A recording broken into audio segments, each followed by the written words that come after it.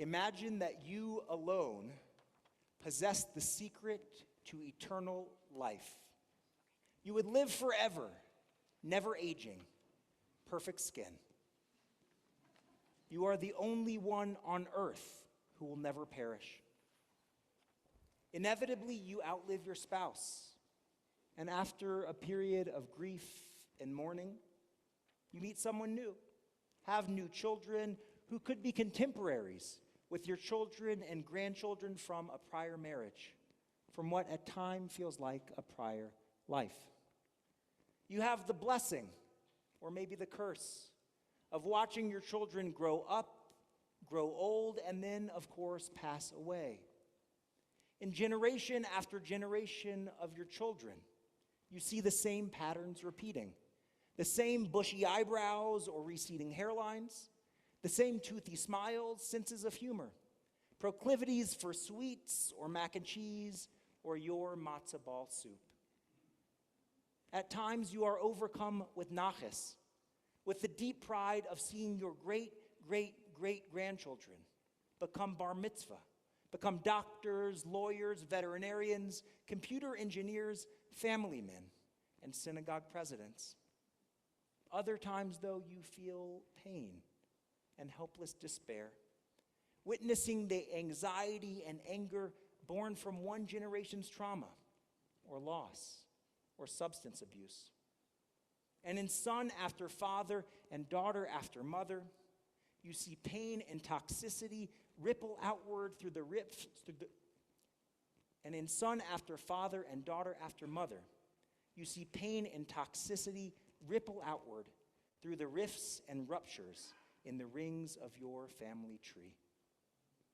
One generation passing their sorrows on to the next.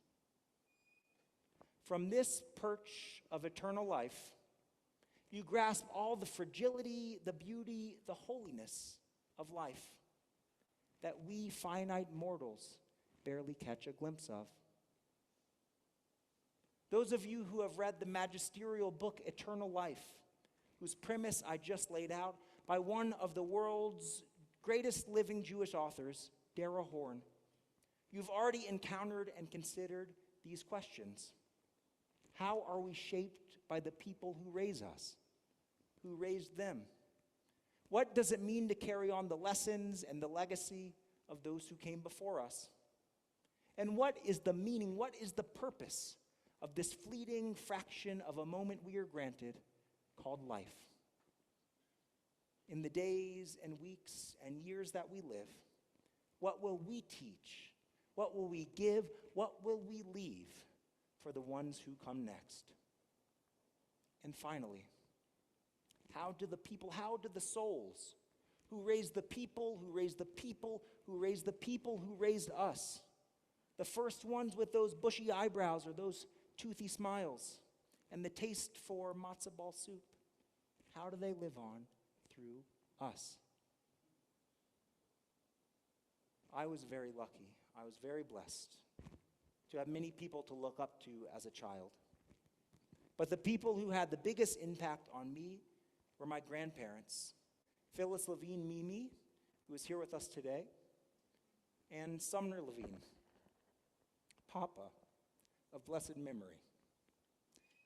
Every day from preschool until I started driving, Mimi and Papa would pick me up from school and take me to their house. And I carry with me so many things from those afternoons and evenings spent together. I remember how Sumner would often drop me off after school or soccer practice and then go straight to the hospital to visit people for our synagogue's volunteer caring committee. As a kid, I remember wondering how Papa felt in that hospital. And why would someone go to the hospital who didn't have to? Wasn't it scary in there? And now that I'm older, I know that was precisely Papa's point. In every hospital room lurks the precariousness of human life. It is scary. Papa wanted every person that he visited, whether they had a large family or no family, to know that their temple family cared for them. that they were not alone.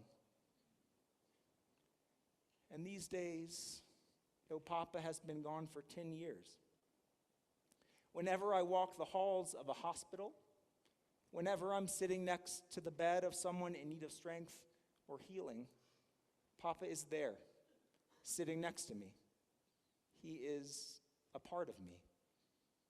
It is precisely his love, the love that he gave to me and to so many whose lives he touched. It is his love that I now get to share with others. That little piece of love, that little piece of yourself, of your soul, that every human being has the power to give to others. It's worth far more than rubies and gold. That piece of you, your full self, your best self, if you pass it on to the people you love, that part of you becomes eternal. I think of this often with my own daughter, Shoshi, who was named for her great-grandfather, my papa, Sumner. I wonder what I'm passing on to her. My bushy eyebrows, my hankering for mac and cheese or matzo ball soup. Right now, she's only 2, or as she would insist, 2.5. But in the blink of an eye, she will become a bat mitzvah, a bride, a mother, a grandmother. I wonder what she will remember. Me holding her at night before bed, squeezing her with all of my love, all the love of Mimi and Papa and my parents and all who tucked them in at night, an embrace of generations.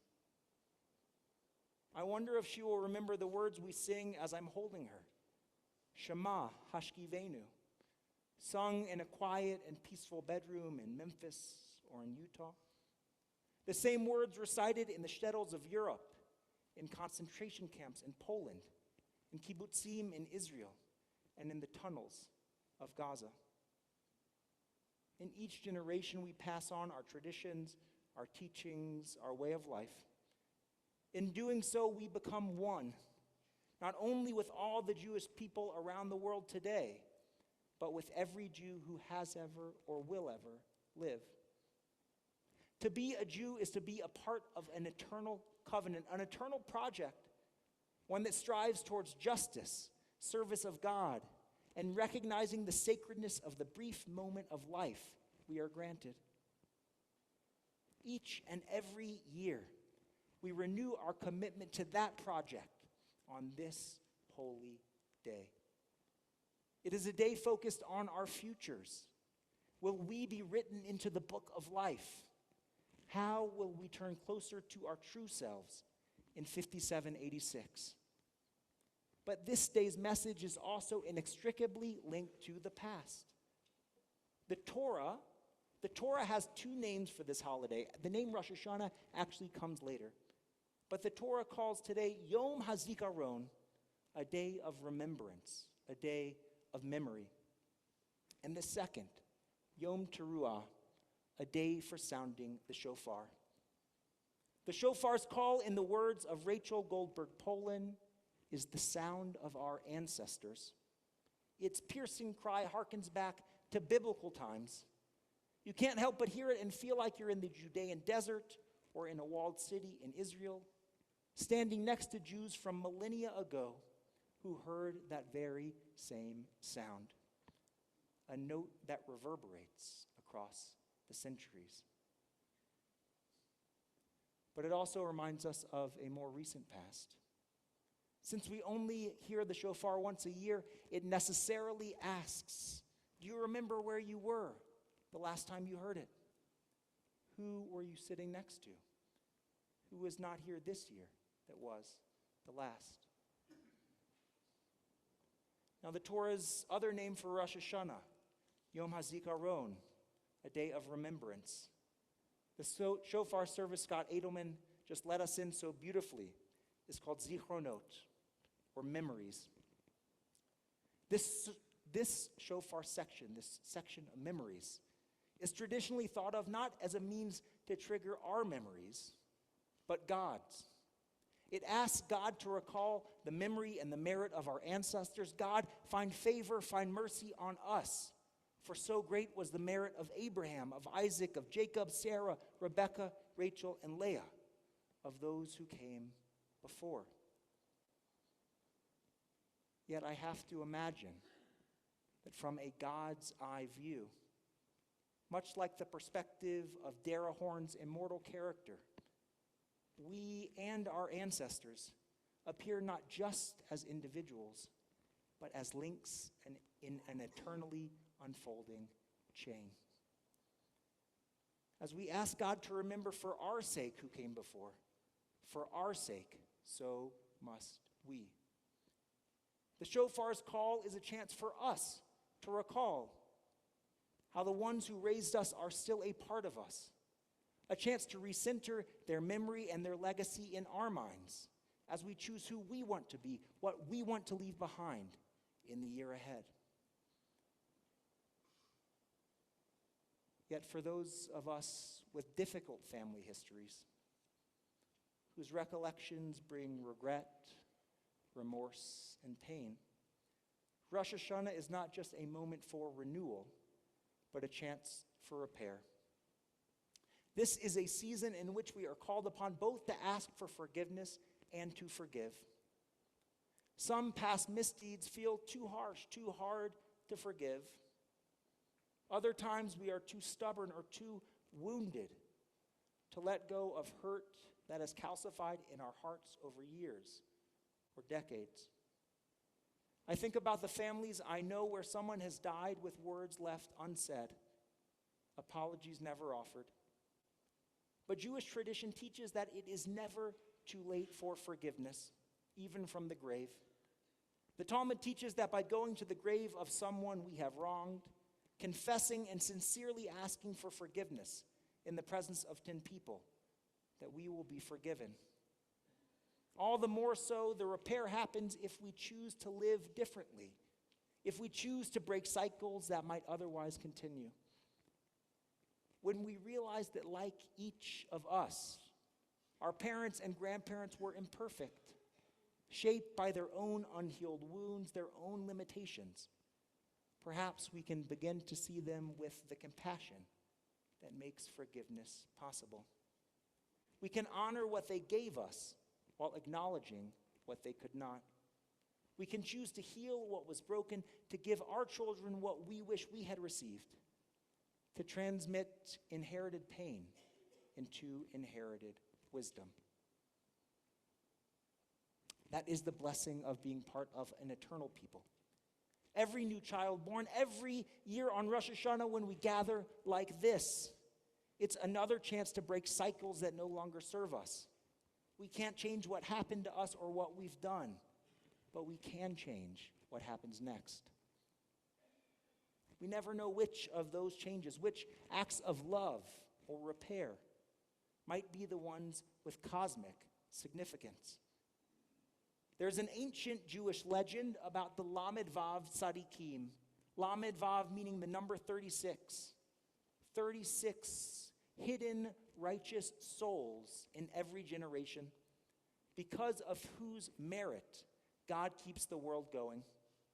Without any of these righteous souls, legend has it, the world would cease to exist.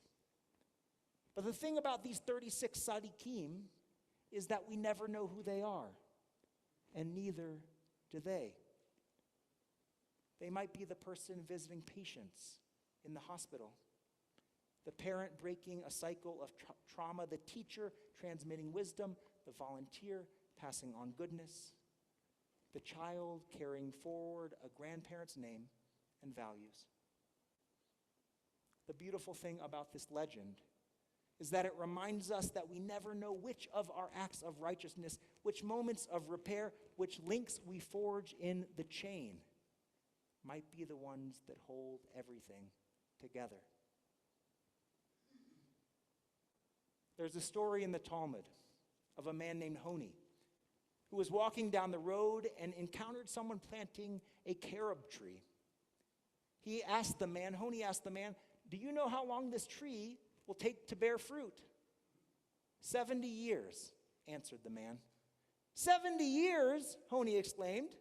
How do you know you'll still be around to enjoy its fruit? The man responded, I have enjoyed the fruit of carob trees all my days, since my forefathers planted them for me.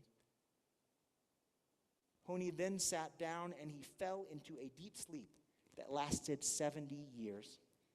When he awoke, he saw a man standing there gathering fruit from this tree. And Honi asked, Are you the man who planted this tree? The Talmud concludes, I am his grandson. This is the essence of Lador Vador, from generation to generation. We don't plant carob trees or raise children or build communities because we'll be around to see the final result. We do it because we understand that we are links in a chain, responsible both to those who came before and to those who will be here long after we ourselves are gone. Dara Horn's immortal character learns this truth raising countless of her own children through 2,000 years of Jewish history. The Roman conquest of Jerusalem, the Crusades, pogroms, the Holocaust, and finally, the establishment of Israel. Holding in her memory all the joy, the pain, the life, she grasps what Papa understood in those hospital rooms, what I hope to pass to Shoshi when I hold her at night. That meaning comes not from the length of our days, but from the depth of our love. On this Rosh Hashanah, as we ask to be written in the book of life for another year, we're asking to be worthy participants in this eternal story, in this eternal people that stretches from Abraham and Sarah all the way to the great, great, great grandchildren that we will never meet and beyond. May this new year bring us the wisdom to embrace that sacred responsibility, whether as parents, mentors, or simply human beings that have a piece of ourselves to share. May it bring time spent planting trees whose fruit we may never eat, and the joy of knowing that in doing so, we may taste eternal life. Shana Tova Tikatevu. Happy New Year. May we all be written in the book of life.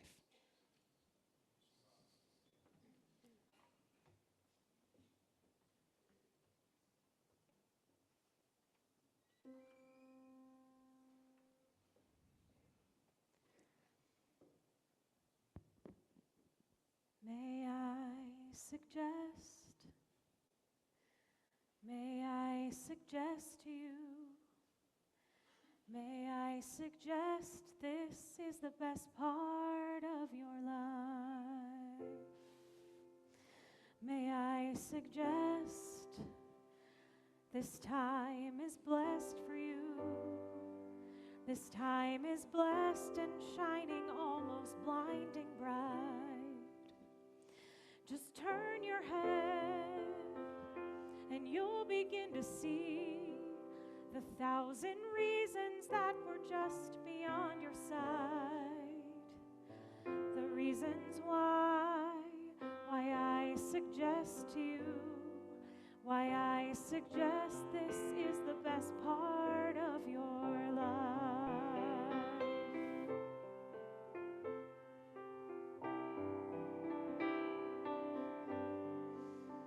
There is a world that's been addressed to you, intended only for your eyes. It's a secret world, like a treasure chest to you, of private scenes and brilliant dreams that mesmerize. A tender lover's smile, a tiny baby's hands, the million stars that fill the turning sky at night. Oh, I suggest to you, oh, I suggest this is the best part of your life.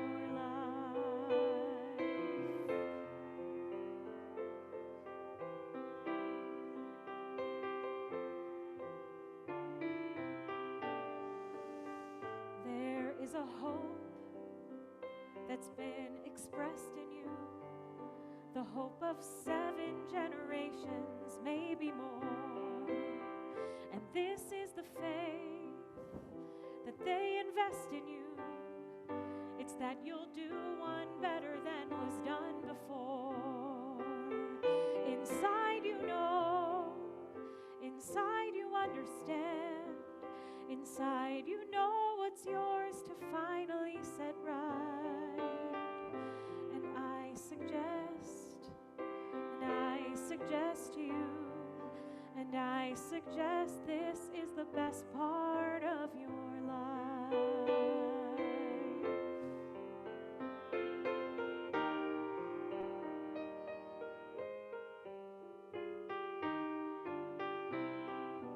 This is a song, comes from the west to you, comes from the west, comes from the slowly setting sun. This is a song with a request of you to see how very short the endless days will run. And when they're gone, and when the dark descends, oh, we'd give anything for one more hour of light.